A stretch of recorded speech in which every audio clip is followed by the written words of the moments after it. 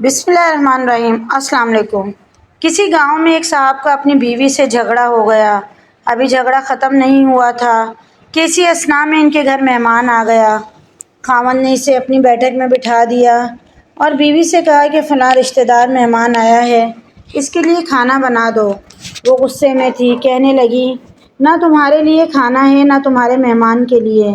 وہ بڑا پریشان ہوا کہ لڑائی تو ہماری اپنی ہے، اگر رشتہ دار کو اس بات کا پتہ چل گیا تو خواہ خاندان میں بات ہوگی اور خواری الگ سے ہوگی، لہٰذا وہ خاموشی سے آ کر مہمان کے پاس چپ چاپ بیٹھ گیا۔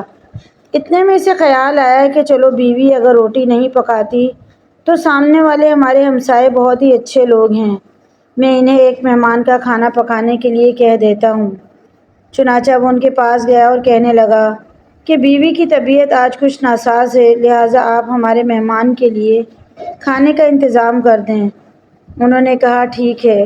وہ مطمئن ہو کر مہمان کے پاس آ کر بیٹھ گیا کہ مہمان کو کم از کم کھانا تو مل جائے گا، جس سے میری عزت بھی بچ جائے گی۔ تھوڑی دیر کے بعد مہمان نے کہا کہ ذرا ٹھنڈا پانی تو لا دیجیے۔ وہ اٹھا کہ گھڑے کا ٹھنڈا پانی لاتا ہوں۔ اندر گیا تو دیکھا کہ بیوی زار و قطار رو رہی ہے۔ وہ بڑا حیران ہوا اور کہنے لگا کیا بات ہے؟ اس نے پہلے سے بھی زیادہ رونا شروع کر دیا۔ کہنے لگی بس مجھے معاف کر دیں۔ اس کے خاوند نے کہا کہ بتاؤ تو صحیح، آخر تمہارے رونے کی وجہ کیا ہے؟ تم ایسے کیوں رو رہی ہو؟ بیوی نے کہا کہ پہلے مجھے معاف کر دیں، پھر میں آپ کو اپنی بات سناؤں گی۔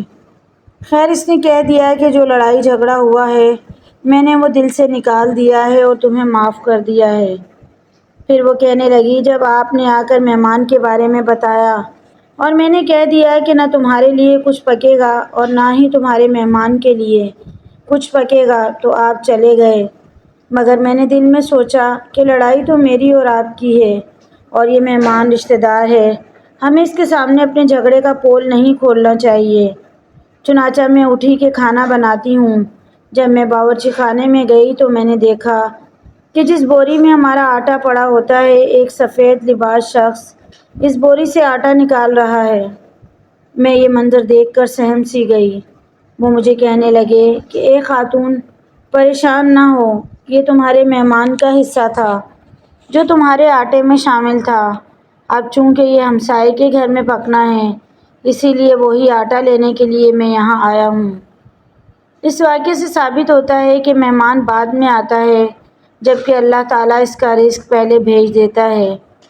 یہ واقعہ کتاب خطابات فقیر سے ماخوذ کیا گیا ہے۔ مزید ایسی ویڈیوز کے لیے چینل کو ضرور سبسکرائب کیجیے۔ ویڈیو پسند آئے تو لائک شیئر کمنٹ کریں۔